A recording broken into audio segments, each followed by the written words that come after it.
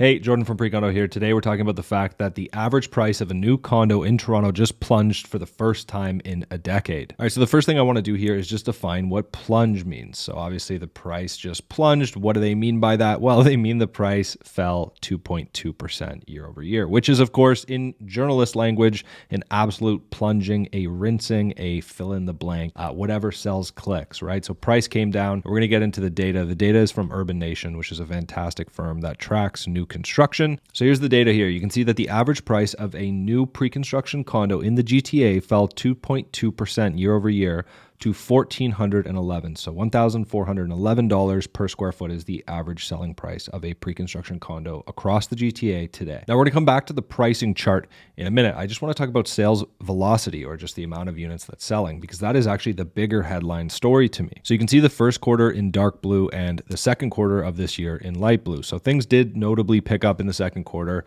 Definitely for us at Precondo, we saw more deals getting signed, but the first quarter of this year was really, really quiet. And regardless of that strength in Q2, you can see that we were running way under the 10-year average in terms of how many units we should have sold at this point of the year. We're hovering just under 7,000 units sold at this point this year, which means we're only on track to sell about 14,000 new condos across the GTA in all of 2023 if things don't pick up before the end of the year.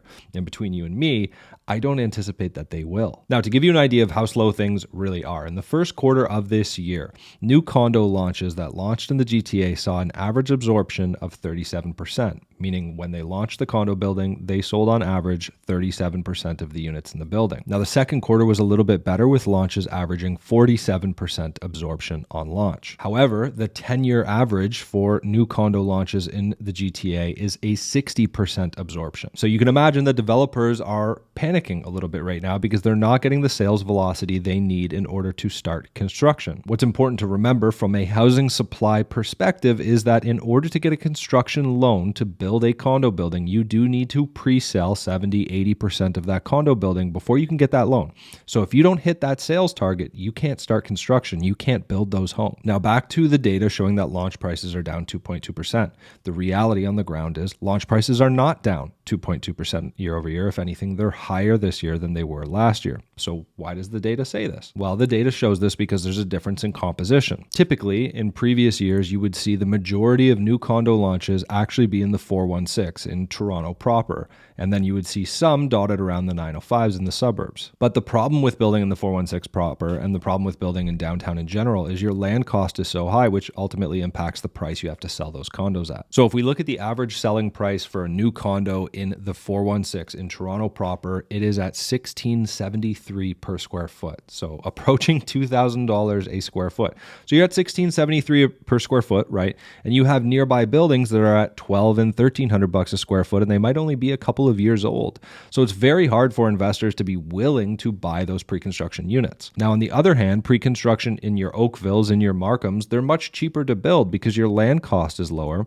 And so they're launching on average in the 905s at $1,172 per square foot. So you're talking about like almost 40% cheaper. And as a result, the launches that are coming out in the 905s, well, they're doing a lot better than the launches that are in the 416 in Toronto proper. So this year we saw a record number of launches in the 905s and not that many launches in the 416 proper. So we had over 60% of our new units launched this year were actually launched in the 905s, not in the 416. And that is why you're seeing a price change on a year over year basis, is because you're actually just seeing more cheap product launch in the 905s rather than expensive downtown product launch. So that's why you're seeing prices fall. It's not that pre-construction prices have gotten any lower. It's just that we're selling more of the 905 product and launching more of the 905 product than the 416 product. Now, the reality is that for most projects launching in the downtown core, you're going to see them launch north of $1,600 a square foot. You can't really make any profit as a developer any cheaper than that unless you bought the land like 50 years ago, and so your land cost basis is super low. For example, when you look at the cost of construction from 2020 through 2023, it is astronomical. So despite the fact that resale condo prices have corrected,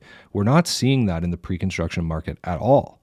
We're just seeing a change in where people want to buy pre-construction, and the answer to where they want to buy pre-construction is in the cheaper markets, in your Miltons, your Oakvilles, your Markhams. And at the same time as a rapid increase in construction costs, we've also seen over the last decade a rapid rise in government charges, development levies, parkland dedication, that sort of thing. To give you a perspective on how astronomical the government has increased fees, since 2001, the cost to build a condo in terms of government fees has increased over 1,100%.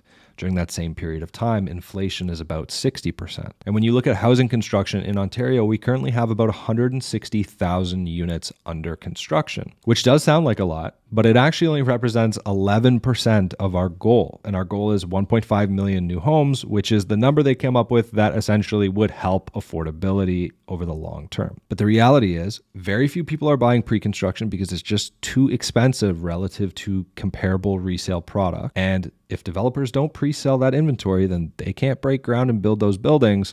So I don't think there's a snowball's chance in hell of us hitting that long-term goal of 1.5 million new homes. Would love to hear what you guys think in the comments below. Thanks for watching, and I will see you next video.